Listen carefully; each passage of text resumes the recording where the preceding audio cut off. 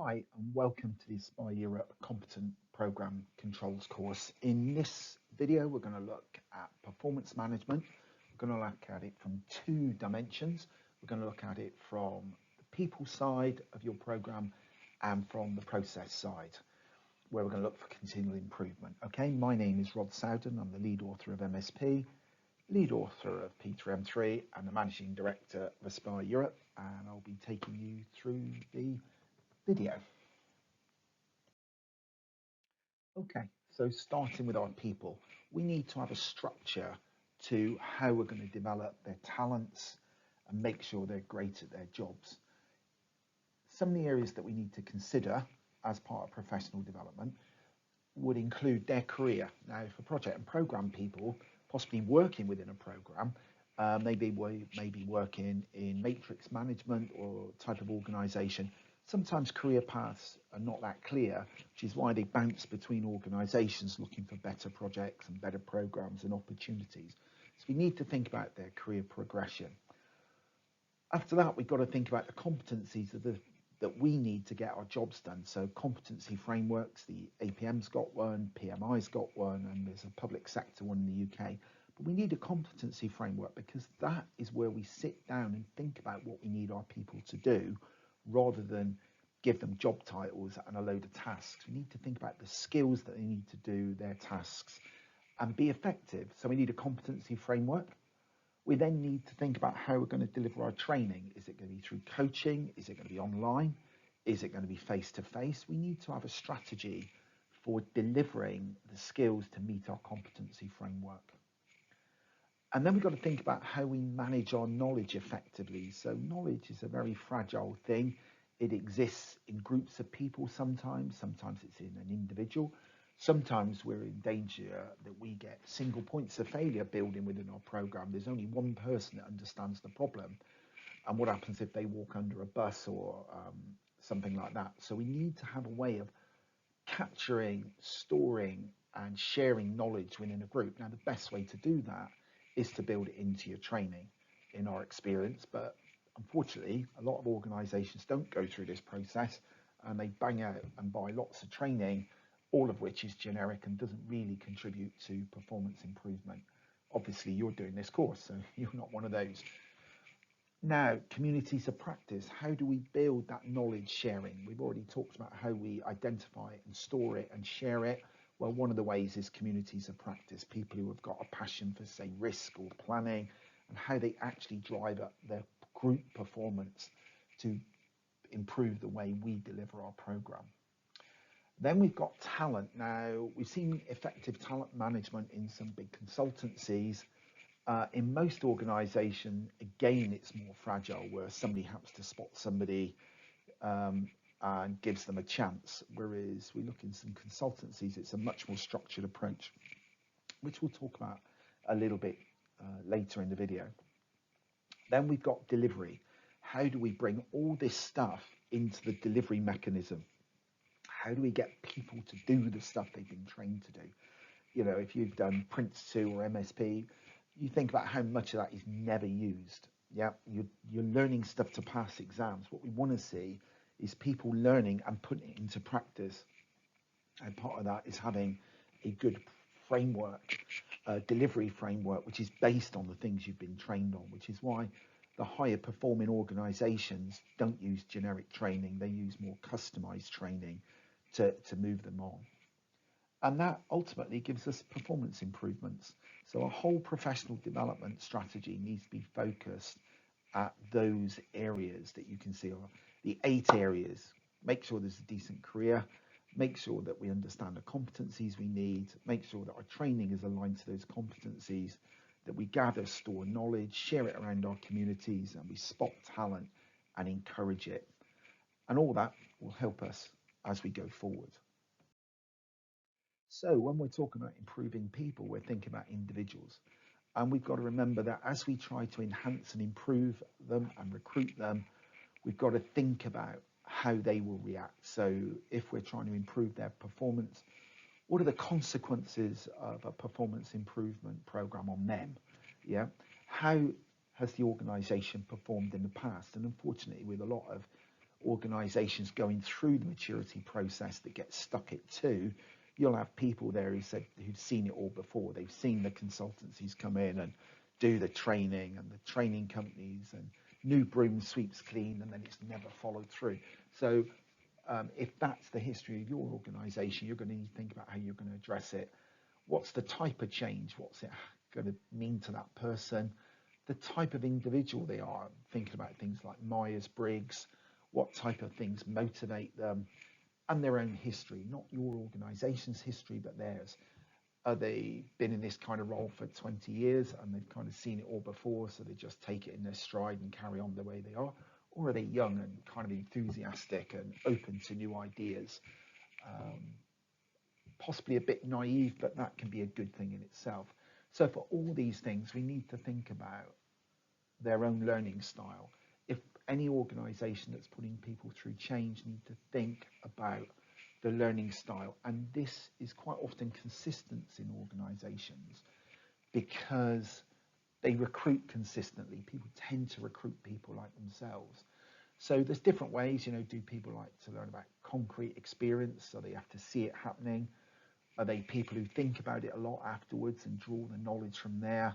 Or are they people that like the theoretical side of it, the experimenter, those kind of things to think about. So, and we also got the kind of activist, theorist, reflector kind of learning models kicking in. So we need to think about the types of people in our program that we want to improve. And then when we do our skills profiling, as you can see here, there's 15 odd skills that you probably associate with program management. And we need to rate each individual against those skills. So we have a 5-step model or a 5-level model where you've got basic knowledge, capable knowledge, competent knowledge, which is the course you're doing, and then they move on up to professional and expert. And really this course is about moving people from competent and then into professional. Okay, so you can see a whole range of things. So on the first pass, we need to understand what the skills are. Have they got a basic knowledge, no knowledge? Where do they fit against this? And then we can create a profile across the organisation. So in this example that we drew from a client, if we look at something like resources, roughly 25% of our people knew nothing about resource management. Half of them had a basic understanding, and only a very small amount had kind of a capable or competent. Well, if you're looking at your project and program people, you want to be better than that. But this was really helpful because that was then where we built the training and where we targeted it. Just a little bit on talent management. So this is a model that kind of has on one axis the current performance and on the other axis the current potential. So you can then look at this and you may have high performers that have reached their full potential. They're the people at the top on the left-hand side. So they're very good at their job, but maybe they're not going to progress. Maybe they're not a rising star. Maybe they're very happy, I don't know, with the technology side of a program, but they don't really want to manage the program, or they're very good at some aspect of it. And then there's the ones at the other side who have maybe got high potential, but are low performers.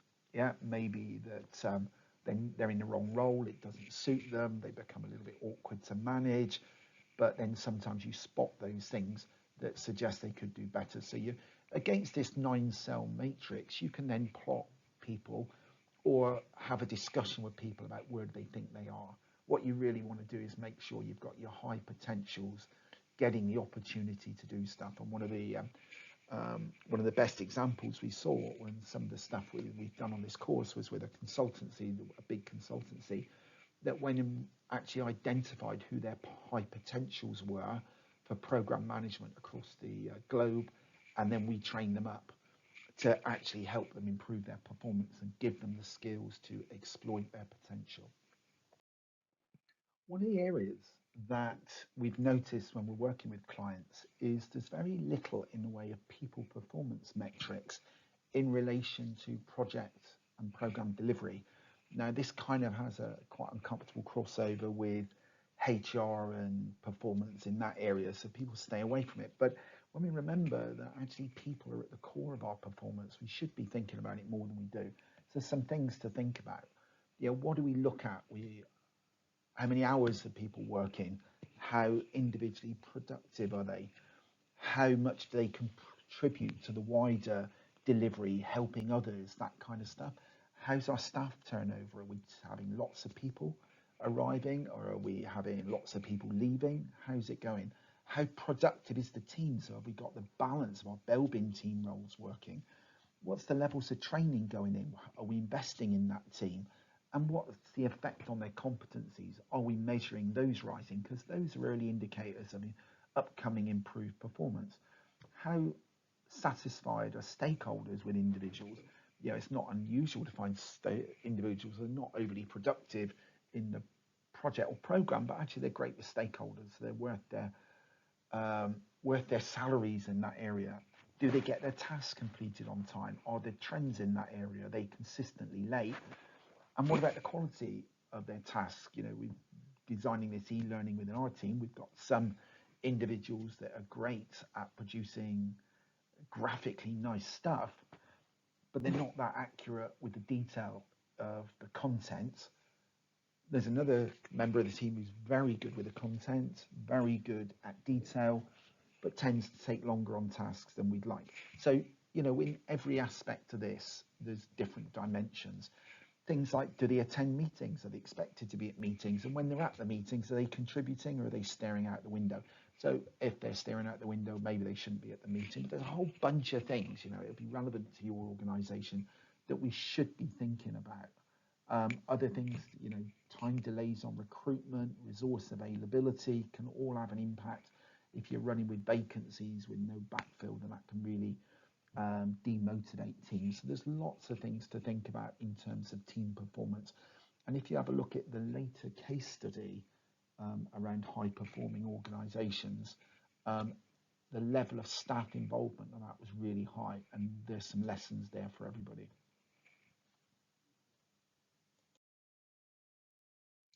Okay, so now we're moving on to our process effectiveness. And we can only control our processes better if we have metrics. So there are three areas that we suggest are good to think about. Firstly, early warning indicators of things that may be going wrong, and are we monitoring them? It's all very well looking at the monthly high right reports and going tut, tut, tut. We've got a lot of projects in amber. We need to understand why they're going into amber. So early warning indicators is really important.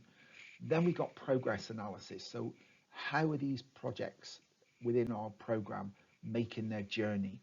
How are we tracking that? Are we tracking it by stage gates, or are we looking at a more detail? And then what trends are we noticing? So early warning indicators are warning us things could go wrong.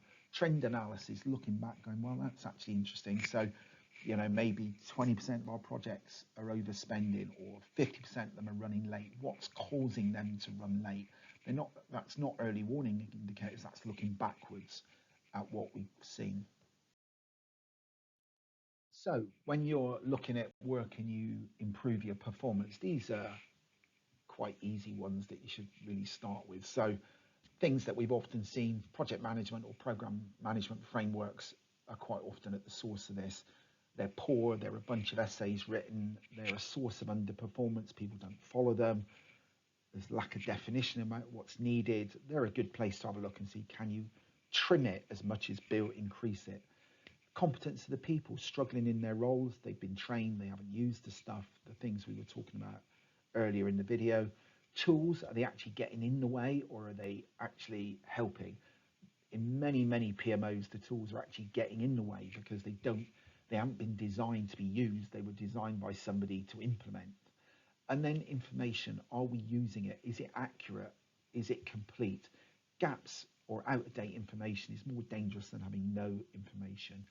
Are the stakeholders happy? Are they getting good communications, or are they confused because projects are coming at them from different angles? Could that be improved? Are we missing schedules and budget targets? And if so, why? But that's a real common one. And are we really looking at quality? They might be achieving their scope, but have they actually cut out the requirements that actually were important for achieving benefits? So are we getting our benefits? And then another big one is looking at the issues. If there's lots of issues, That's a pretty good indicator that risk management isn't working very well. And are we seeing lots of issues that should be moved to being risks on existing projects so that they don't become issues? So there's quite often opportunities around us all the time. And when we come to deal with this, then we should suggest that you look at something like Six Sigma. Yep, and you, for each of your process or each one of those areas, you can use that model. Define what the problem is. You know, stakeholders are getting fed up with too much communication. How then we can measure it. How many stakeholders feel that way? Is it 3 or 4 who are moaning a lot, or have we got a whole bunch of stakeholders, 30 or 40 of them, saying that they're not happy with the communication? So we can do measurement. Then we can analyze why is that? Are they not following the standards? Is it the behaviours of the project managers? Do they need training? Do they need better tools? And that way we can improve, and then we can control again. So you can follow that cycle for any one of those processes to help improve the way you do it. Now, the one thing to be able to do your measure analysis correctly is, of course, you've got to have the data. And in so many PMOs and programs, this data, well, let's put it this way, there's data, but there's not information. Yeah, so the data's there, just people are not processing it. So from this, we can build trends, we can look at what's going on. Unfortunately, lots of organizations put more effort into looking backwards and explaining why something's gone red or amber rather than looking forwards to seeing the opportunities coming up. So we've really got to be thoughtful about how we do this sort of stuff, but we need to look at trends. If you can have a bad month, yeah, you can have a bad quarter, but have you had 3 bad quarters or have you had 4 bad months? And what does that mean for the future? Where is the weakness in your process or in your entire delivery that you need to address, and how are you going to make that intervention? And then, of course, you have to put a business case together to justify the intervention. So just one of my favorites is around milestones. Now, there's quite often, if you look at the way frameworks are set up, they've got stage gates. Some of you don't even have stage gates, but let's just assume if you're at this level of training that you're in an organization that does have stage gates. So we in a common model, and this is the one that we've taken from the P3M framework, you've got 5 stages: concept, design, develop, deliver, and close. And you would normally expect to be tracking to the next stage gate. But what we've found is that it's better to put some milestones, and you could go with 3 or 4 key milestones in each of those stages. Now, when you get to a stage gate, you're quite often expecting certain things to be done. Well, they shouldn't all be happening the week before the stage gate. So you can create these milestones, and that provides you with a more detailed analysis. Yeah. So milestones like requirements completed, outcomes defined, benefits analysed, business case developed, whatever it might be, can be added in, but they need to be generic because you need all your projects to use them. Now, a low risk project may not need to follow it, but a high risk project would. All right, so by doing this, you've got much better chance of improving your estimation, because you have to do estimation by the achievement of each milestone, and your planning will be better as a result. And you will therefore have a much richer picture of what's going on. Now, if we look how you could use this, we can compare across projects A, B, C, D, and E. Now we can use this richer picture of the stages with their milestones for better tracking. So we could be looking at it from historical, so we could be looking at project A, B, C, D, and E here, and you can see over their life cycle, they were all pretty much okay on milestones 1 and 2, and then sort of started to run into trouble once they got into the design phase. So why did they run into trouble? And you say project A, and sort of you can see historically it got into trouble on its first gate, and it stayed amber all the way through. So why was that baseline not being changed? Or did it get changed and just kept missing it? We can see project B, whatever happened at milestone 3 in design turned it red and it stayed red. So we weren't able to put interventions in. Now, why won't we put interventions in? And you can see project D was amber, had a red, but clearly something happened and it brought it back to amber again. And project D, that's our favorite because it's doing really well, isn't it? So, but then we can look at this and we can look back and go, well, what were the problems? Weak sponsorship, approval delays, bias, over optimism, what were causing the problems?